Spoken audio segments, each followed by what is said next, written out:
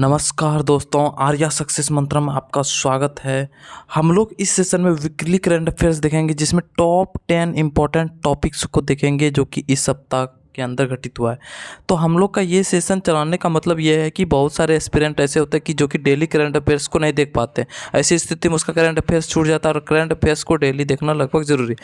तो जिसको daily time नहीं मिलता उसके लिए ये क्या किया जाता है कि हम लोग वीकली करंट अफेयर्स ला के आते हैं, तो जो कि इस सप्ताह के अंदर जितने भी घटनाएं घटित हुई है उस पर आधारित होती है, ताकि आपकी कोई भी टॉपिक्स छूटे नहीं। इसलिए हम लोग वीकली करंट अफेयर्स को लाते हैं जिसमें कि टॉप 10 इंपॉर्टेंट टॉपिक्स को इंक्लूड किया जाता है। यह जो सेशन है ये वीकली करंट अफेयर सेशन, ये UPSC, BPSC, UPPCS, JPSC, prelims, MPPSC, JSSC, CGL, SSC, CGL, CHSL, GD, CSF, MTS एवं सभी स्टेट गवर्नमेंट जॉब के लिए बहुत ही महत्वपूर्ण है।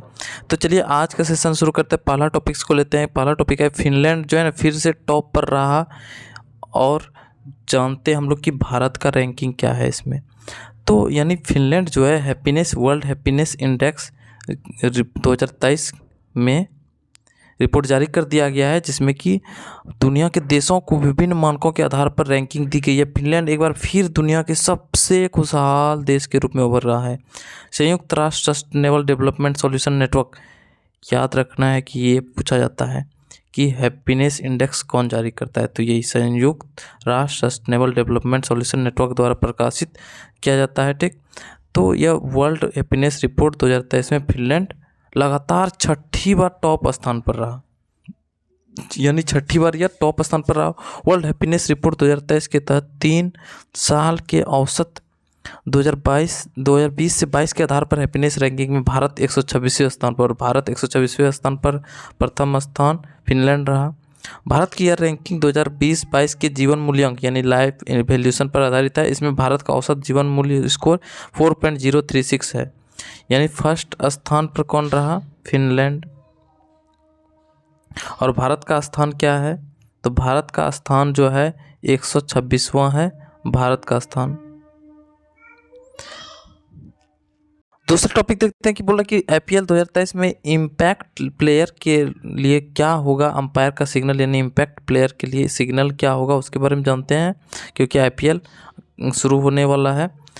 तो इंडियन प्रीमियर लीग यानी आईपीएल का full form Indian premier league 2023 season जल्द शुरू होने वाला है। आईपीएल का क्रेज जो है ना भारत से दुनिया भर के क्रिकेट प्रेमियों में होता है। आईपीएल 2023 के लिए बीसीसीआई द्वारा शुरू किए गए नए नियमों में अब आईपीएल की सभी टीमें टॉस के बाद अपने प्लेइंग 11 का ऐलान कर सकती है, जिससे उनके पास अपना बेस्ट प्लेइंग 11 चुनने का मौका होगा। टॉस के बाद टीमों को अपने प्लेइंग 11 की घोषणा करने की अनुमति देने के लिए SA20 के बाद आईपीएल दूसरी T20 फ्रेंचाइजी लीग बन गई है।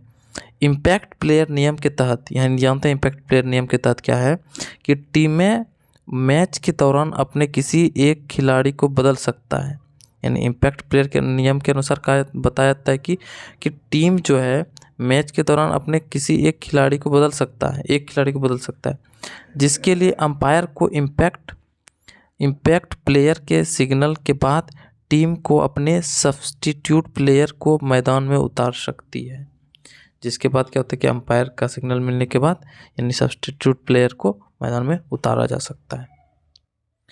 अब हम लोग जानते हैं तीसरा टॉपिक क्या है कि भारतीय रेलवे ने AC 3 टायर किराए में कटौती की है। यानी भारतीय रेलवे ने AC का जो 3 टायर होता है रिजर्वेशन, उसमें किराया में कटौती की है। तो जानते हैं क्या है कि ट्रेन से यात्रा करने वाले लोगों के लिए भारतीय रेलवे ने एक अच्छी खबर दी है कि रेल यात्री अब कम खर्च में AC 3 टायर इकोनॉमी क्लास में यात्रा का आनंद ले सकता है। भारतीय रेलवे ने थर्ड AC इकोनॉमी कैटेगरी के लिए पूर्ववर्ती किराया को फिर से बहाल किया है। जिन यात्रियों को ने टिकट पहले से बुक करा रखी है उन्हें रेलवे की तरफ से अतिरिक्त का रिफंड दे दिया जाएगा। उन्हें कई दरों से नई हिसाब से बचा हुआ पैसा वापस कर दिया जाएगा। वही ऑफलाइन टिकट बुक कराने वाले यात्रियों को अपना रिफंड अतिरिक्त लेकिन टिकट बुकिंग काउंटर पर जाना होगा। चौथा पॉइंट टॉपिक्स है कि दिल्ली बजट में इंफ्रास्ट्रक्चर पर विशेष जोर दिया गया है। तो दिल्ली ने हाल ही में बजट अपना पेश किया। तो दिल्ली के वित्त मंत्री जो है कैलाश गहलोत ने दिल्ली सरकार पर बजट 2023-24 पेश कर दिया है। 78,800 करोड़ रुपए की इस बजट में इंफ्रास्ट्रक्चर पर विशेष जोर देने की घोषणा की गई है। दिल्ली के वित्त मंत्री कैलाश गहलोत ने दिल्ली के लिए विशेष और पहले से चल रही योजनाओं को आगे बढ़ाने पर जोर दिया। 78,800 करोड़ के इस बजट में 56,983 करोड़ रुपये का राजस्व व्यय और 21,817 करोड़ की पूंजीगत व्यय शामिल है। दिल्ली सरकार ने इंफ्रास्ट्रक्चर पर ध्यान देते हुए दिल्ली के नई फ्लाईओवर परियोजनाओं के तहत 722 करोड़ रुपये और डबल डेकर फ्लाईओवर के लिए 320 करोड़ रुपये का प्रस्ताव पेश किया। यानी दिल्ली ने ज़्यादा से ज़्यादा इंफ्रास्ट्रक्चर पर जोर दिया है, ऐसा बजट के थ्रू पेश किया है। तो उसके बाद पांचवा टॉपिक से कि क्या राम सेतु जो है कि घोषणा एक राष्ट्रीय धरोहर के रूप में होगा। सुप्रीम कोर्ट जो है ना इसकी सुनवाई के लिए तैयार है। तो इसके बारे में जानते हैं डिटेल से। राम सेतु जो है यानी श्रीलंका और भारत के बीच का जो एक सेतु बांधा गया था, तो उसी का नाम सेतु रखा गया। तो ये इसको राष्ट्रीय धरोहर घोषित करना है कि नहीं, उसके लिए सुप्रीम कोर्ट सुनवाई के लिए तैयार है। देश की शीर्ष अदालत जो हम लोग का सुप्रीम कोर्ट है, जो कि दिल्ली में है, राम सेतु मामले में दायर जनहित याचिका पर सुनाई, जनहित याचिका यानी PIL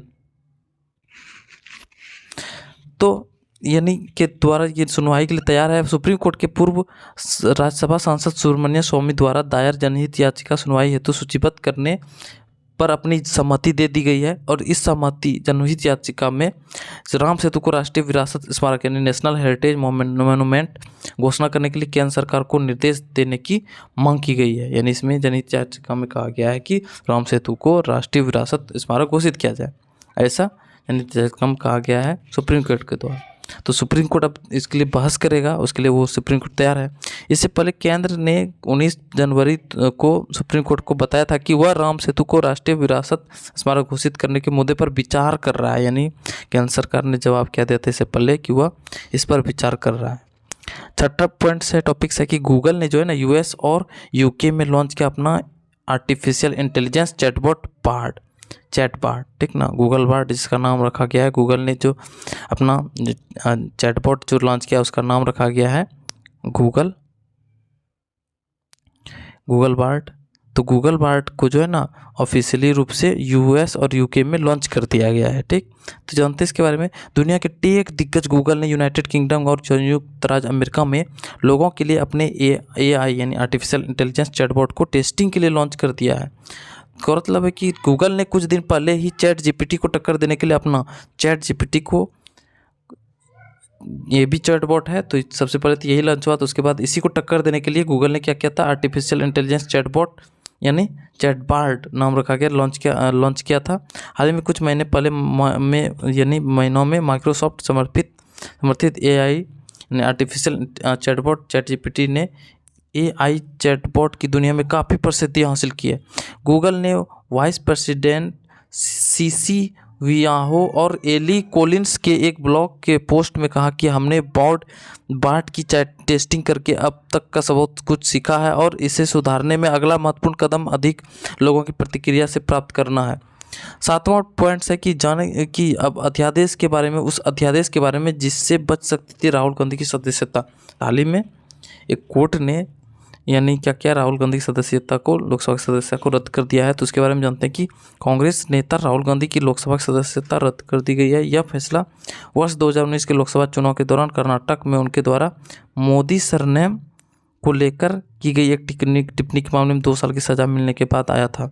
गुजरात की एक निचली अदालत ने मोदी सरनेम के 4 साल पुराने एक आपराधिक मानहानि मामले में राहुल गांधी को 2 साल की सज़ा सुनाई है, जिसके बाद उनकी सांसद सदस्यता समाप्त कर दी गई है। साथ ही कोर्ट ने उन पर 15,000 का जुर्माना भी लगाया है। इस फैसले के खिलाफ राहुल गांधी के पास ऊपरी अदालत में अपील करने के लिए विकल्प भी उपलब्ध है। बता दें कि कोर्ट ने जो है ना उनको जमानत दे दी है और 30 दिनों के अंदर 30 दिन के लिए सजा को जो निलंबित कर दिया है। 8वां पॉइंट्स देखते हैं हम लोग कि बोपन्ना जो है बने ATP मास्टर 1000 का टाइटल जीतने वाला दुनिया के सबसे उम्रदराज खिलाड़ी। भारत के दिग्गज टेनिस खिलाड़ी रोहन बोपन्ना क्या है, टेनिस खिलाड़ी है। पूछ सकता है कि रोहन बोपन्ना किस खिलाड़ी से संबंधित है, तो टेनिस खिलाड़ी। इन्होंने क्या किया, ATP मास्टर 1000 का टाइटल जीतने वाला दुनिया का सबसे उम्रदराज खिलाड़ी बन गया है। स्पेन के कार्लेस अल्कराज ने रूस के डेनियल मेदवेदेव को 6-3 और 6-2 से हराकर इंडियन वेल्स मास्टर का सिग्नल टाइटल अपने नाम कर लिया। 43 वर्षीय बोपन्ना ने अपने ऑस्ट्रेलियाई जोड़ीदार मैट एबडेन के साथ Indian Wells master men's doubles match के फाइनल में नील स्कप्सी और वेल्से कुलहॉफ की जोड़ी को 6-3, 2-6 और 10-8 से हराकर यह अनोखा रिकॉर्ड अपने नाम कर लिया है। ठीक, अब देखते हैं हम लोग का नंबर पॉइंट्स टॉपिक क्या है कि रसायनज्ञ जो है यानी केमिस्ट जो था मारियो मोलिना को गूगल डूडल के माध्यम से किया गया याद। गूगल दुनिया के प्रसिद्ध पर्यावरण वैज्ञानिक और रसायनज्ञ डॉक्टर मारियो मोलिना को एक डूडल के माध्यम से याद किया, जिन्होंने ओजोन लेयर के क्षरण के रसायनों के प्रभाव के बारे में बताया था। याद रखना कि इसने ओजोन लेयर के क्षरण में रसायनों का क्या प्रभाव है उसके बारे में बताया था। नोबेल पुरस्कार विजेता मारियो मोलिना की 80वीं जयंती है। उनके वैज्ञानिक खोज को सम्मान देने के लिए गूगल ने यह पहल की है। रसायन की मारियो मोलिना को क्लोरोफ्लोरोकार्बन यानी CFC गैस से पृथ्वी की ओजोन परत में हो रहे नुकसान के बारे में पता लगाने के लिए 1995 में रसायन विज्ञान में नोबेल पुरस्कार से सम्मानित किया गया था। 10वां और इसका लास्ट टॉपिक है कि इतिहास में पहली बार न्यूजीलैंड के 2 बल्लेबाज ने एक टेस्ट पारी में जड़े दोहरे शतक। तो इतिहास में जो है पहली बार न्यूजीलैंड ने 2 बल्लेबाजों ने एक टेस्ट में जड़े दोहरा शतक। तो श्रीलंका के एक साथ खेली गई टेस्ट सीरीज में न्यूजीलैंड के 2 बल्लेबाज ने इतिहास रचते हुए टेस्ट की एक पारी में दोहरे शतक बनाकर इतिहास रच दिया। यह रिकॉर्ड जो न्यूजीलैंड के क्रिकेट इतिहास में पहली बार ऐसा हुआ है। श्रीलंका के खिलाफ वेलिंगटन में खेले गए दूसरे टेस्ट की पहली पारी में केन विलियमसन और हेनरी निल्सन शानदार खेल दिखाते हुए दोहरा शतक जड़ा। केन विलियमसन ने 215 यानी 296 और हेनरी निल्सन ने 200-240 की शानदार पारी खेली। इसके साथ ही यह जोड़ी दुनिया की 18वीं जोड़ी बन गई है जिसने एक टेस्ट पारी में दोहरा शतक लगाया। ये था इस सप्ताह का top 10 important topics current affairs. फिर से नई वीडियो के साथ फिर हाजिर होंगे, तब तक के लिए धन्यवाद। ऐसे ही हंसते रहिए, मुस्कुराते रहिए और देखते रहिए आर्या सक्सेस मंत्रा को। तो चलिए वीडियो को यहीं समाप्त करते हैं। जय हिंद।